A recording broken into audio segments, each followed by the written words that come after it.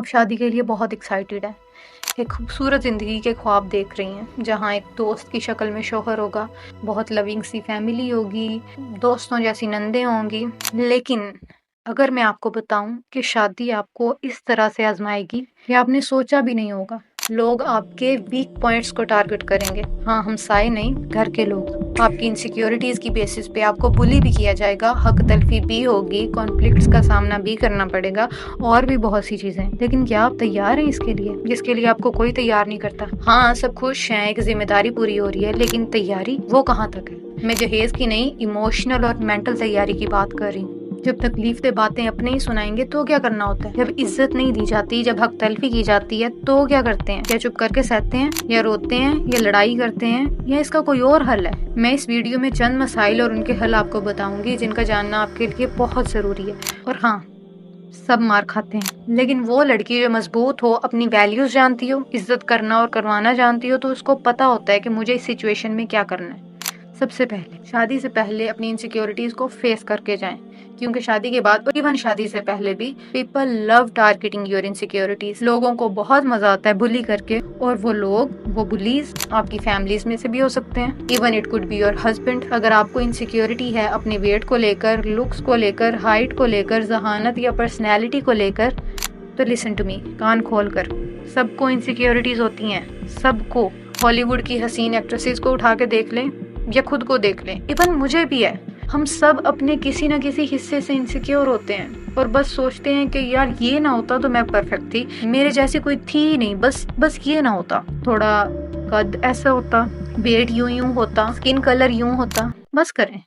اس مسئلے کا سب سے بہترین حل، اور یہ پریکٹیکل حل ہے، ایک کاپی اور پینسل نکالیں اور لکھیں آپ کی سب سے بڑی انسیکیورٹی کیا ہے، اور پھر نیچے لکھیں کیا میں اس کو امپروو کر سکتی ہوں۔ اگر کوئی اسکن ایشو ہے، ویٹ ایشو ہے، کچھ ایسا جو میرے کنٹرول میں ہے، میرے اختیار میں ہے، کیا میں اس کے لیے کچھ کر سکتی ہوں؟ اگر ہاں تو مجھے یہ کرنا ہے، اور مجھے ایسے خود کو امپروو کرنا ہے۔ اور پھر دوسرا سوال لکھیں کہ کیا میری کوئی ایسی انسیکیورٹی ہے جو میرے کنٹرول میں نہیں ہے، وہ اللہ نے مجھے ایسے ہی دی ہے۔ میری ہائٹ بھی ہو سکتی ہے، میرا اسکن کلر بھی ہو سکتی ہے، میری ذات کا وہ حصہ جو میرے کنٹرول میں نہیں ہے۔ پھر مجھے اس کو ایکسیپٹ کرنے کی ضرورت ہے، مجھے اس کو قبول کرنا ہے کہ ہاں اللہ نے مجھے ایسے ہی بنایا ہے، ایسے ہی بنانا تھا، اور میں خوش ہوں۔ اور یہ بات آپ نے خود کو ریپیٹڈلی کہنی ہے، یہاں تک کہ آپ کو یقین آ جائے۔ شروع میں یقین نہیں آتا، شروع میں یہ بات جھوٹی لگتی ہے، لیکن you have to repeat it to yourself. اب یہ تو ہو گیا وہ کام جو آپ نے خود کے ساتھ کرنا ہے، لیکن اگر شوہر انسیکیور کرے گا تو،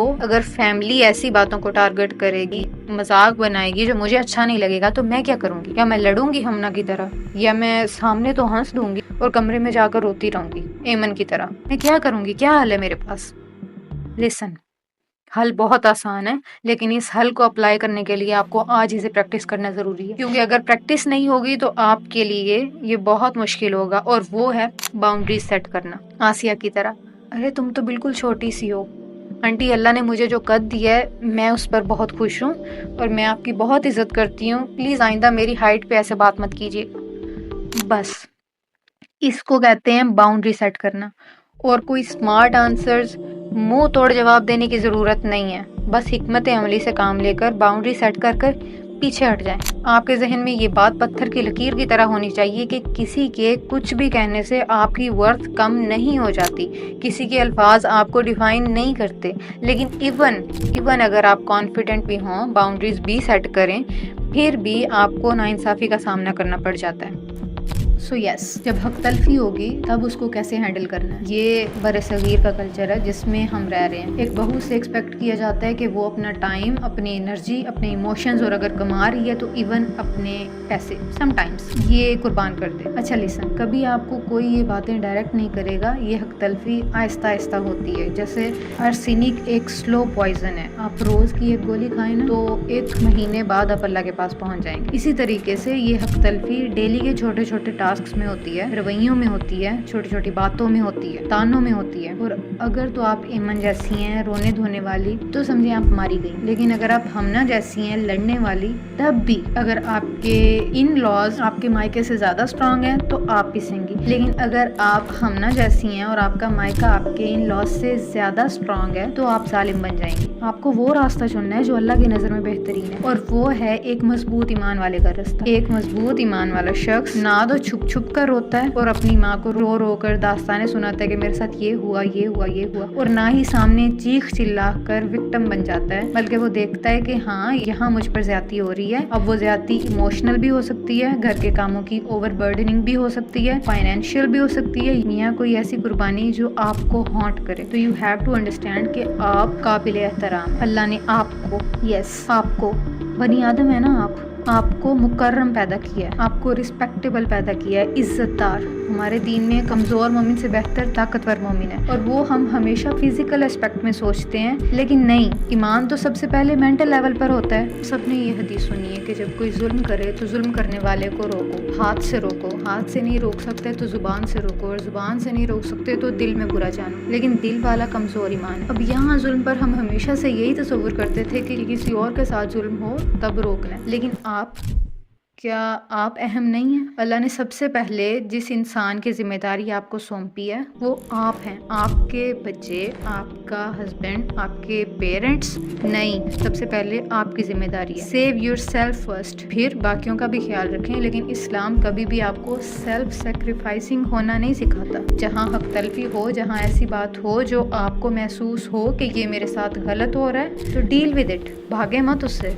ये आपका टेस्ट है, ये आपकी आजमाइश है। ऐसे नहीं है कि ये नहीं होगा, हक तलफी होगी, जरूर होगी। अपनी इज्जत करें, यू आर वैल्यूएबल, और आपके जिम्मे ये इंसान है। इस इंसान की मेंटल हेल्थ, इसकी फिजिकल हेल्थ, इसकी स्पिरिचुअल हेल्थ आपके जिम्मे है। इस इंसान को आपने वैसे प्रोटेक्ट करना है जैसे आप अपने बच्चे को करेंगे। और आप कौन है? आप उसकी अक्ल है जो फैसले लेगी, जो ये डिसाइड करेगी कि कौन इस इंसान को कैसे ट्रीट करता है। मैं आपको ये नहीं बता रही कि ये होगा तो ये करना है, ये होगा तो वो करना है। नो, यू वुड नो कि क्या करना है इस सिचुएशन में, कहाँ वाकई मेरे साथ ज्यादती हो रही है और कहाँ मुझे बोलना है, आपको पता होगा। लेकिन जो चीज़ आपको रोकेगी वो है डर। डरना नहीं है आपके पास ऑप्शंस हमेशा मौजूद होंगे। आपने देखना है कि कैसे आपने इस इंसान को रिप्रेजेंट करना है लोगों के सामने जब जुल्म होगा, कि कैसे आपने उस इंसान को रिप्रेजेंट करना है लोगों के सामने जो आपके जिम्मे है, यानी कि ये आपकी जिम्मेदारी है, आप इससे भाग नहीं सकती। हाँ, आपको ये समझने में टाइम भी लगेगा कि कहाँ वाकई आपके साथ ज्यादती हो रही है और कहाँ आपने ओवर थिंकिंग करके खुद को विक्टिम बना रखा है। और हर बार आपको जवाब भी नहीं देना होगा, बाज़ जगहों पे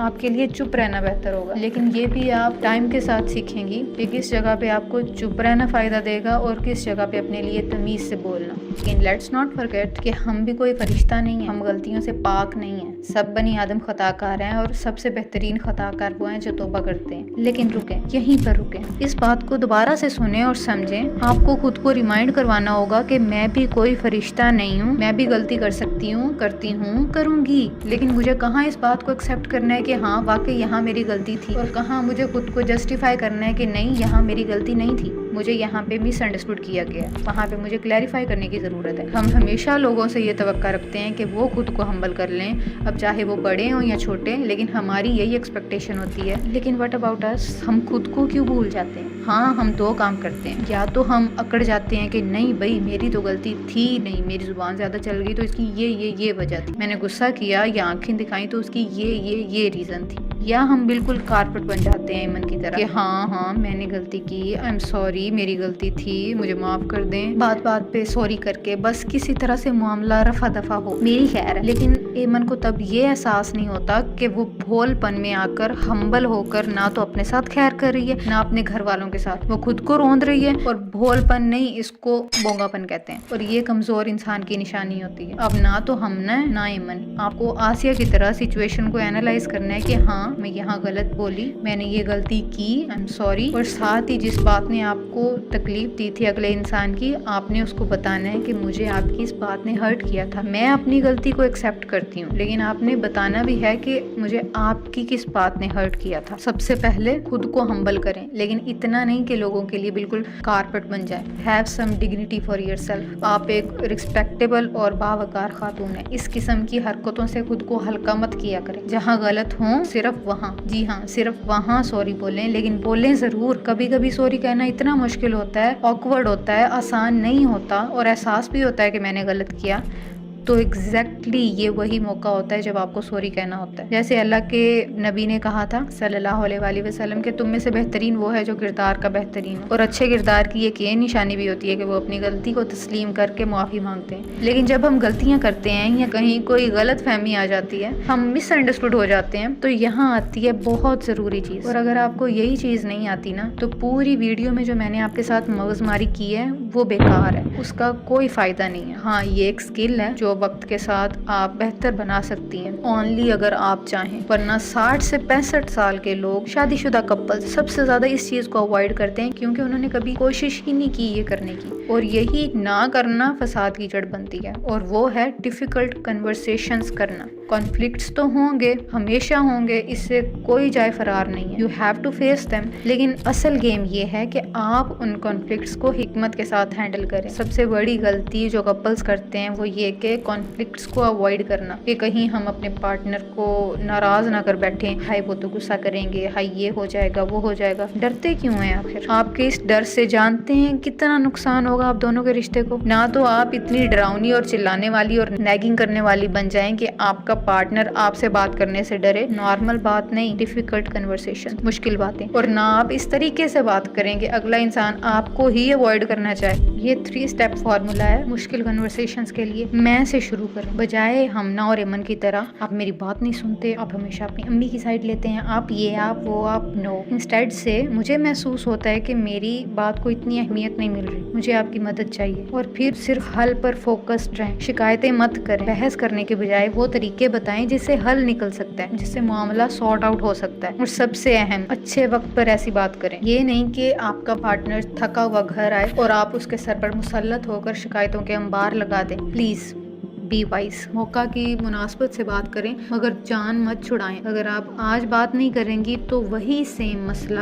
بار بار آپ کے سامنے آتا رہے گا جس کو آپ دونوں اوائڈ کرتے رہے تھے۔ اور آخر میں، لیکن یہ آخری نہیں ہے، ابھی اور بھی بہت اہم باتیں باقی ہیں، وہ اگلی ویڈیو میں انشاءاللہ، کہ جب مسئلے کھڑے ہوں گے تو نصیحت کس سے لینی ہے، اور یہیں پہ اکثر لوگ مار کھاتے ہیں۔ ایڈوائس دینے والے ہر جگہ موجود ہیں، چاہے وہ واٹس ایپ اسٹیٹس پہ ہو، چاہے وہ انسٹاگرام کی پوسٹ میں ہو، یا وہ لوگ جو خود اپنی میرڈ لائف میں ناکام ہوتے ہیں، اس کو اچھا پرفارم خود نہیں کر رہے ہوتے۔ یقین کریں کبھی کبھی آپ کو بہترین دوست بھی اس حوالے سے صحیح گائیڈ نہیں کرتے، even some time siblings, even ماں باپ، کبھی کبھی یا تو وہ آپ کو ہی مظلوم بنا دیتے ہیں، یا تو آپ کے سسرال والوں کو ہی برا بھلا کہتے ہیں، اور کبھی ایسے مشورے دیں گے جو آپ کے حق میں زیادتی ہوگی۔ تو لسن، صرف یہ تین راستے ہیں جدھر آپ جائیں گی۔ پہلا، قرآن۔ میں نہیں جانتی لیکن واللہ مجھے ہمیشہ اس کتاب نے گائیڈ کیا، ہمیشہ، اور وہ گائیڈنس، وہ ایڈوائسز قرآن کی تلاوت میں نہیں ملتی بلکہ قرآن کے ساتھ جڑ جانے کے بعد ملتی ہیں۔ میں نہیں جانتی آپ کن اسکالرس کو سنتی ہیں، لیکن پلیز خود کو کسی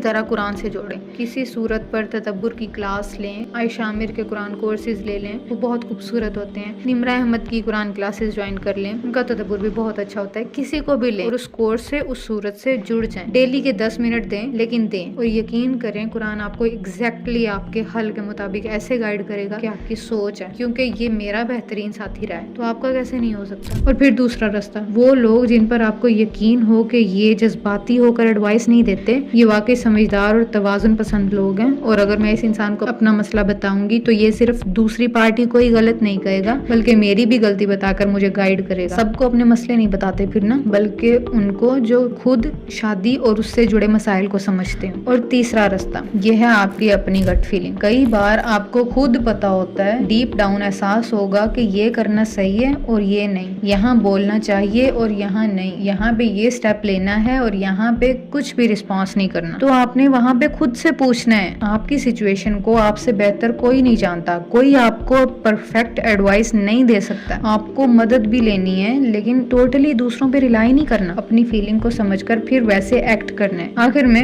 قرآن کو اپنا دوست بنائیں، سورہ شورا کے 36 سے 42 تک کی آیات वाक़यात पढ़ें और उनका तर्जुमा पढ़ें। बड़े फैसलों से पहले इस्तिखारा करें। आखिर में सेंट्रल आइडिया बताऊंगी कि शादी सफर है ग्रोथ का। खुद से या दूसरों से परफेक्ट इंसान होने की एक्सपेक्टेशन मत रखें। आप भी गलतियां करेंगी, वो भी करेंगे। अपनी इनसिक्योरिटी से निपटें। अपने हक के लिए खड़े होना सीखें हिकमत के साथ। अपनी गलतियों से दस्तबरदार मत हों, उनको ऑन करें और माफी मांगना सीखें। अपने पार्टनर से बात करना सीखें और कुरान को दोस्त बनाएं। समझदार लोगों से एडवाइस लें। अगर आप इन 5 चीजों की तैयारी कर लें तो एक मजबूत और पुरसकून शादीशुदा जिंदगी की दौड़ में आप बहुत से लोगों से आगे चली जाएंगी। इन दी and tell me in the comments कौन सी ऐसी चीज है अगर आप मैरिड हैं तो आप समझती हैं कि काश वो आपको शादी से पहले पता होती।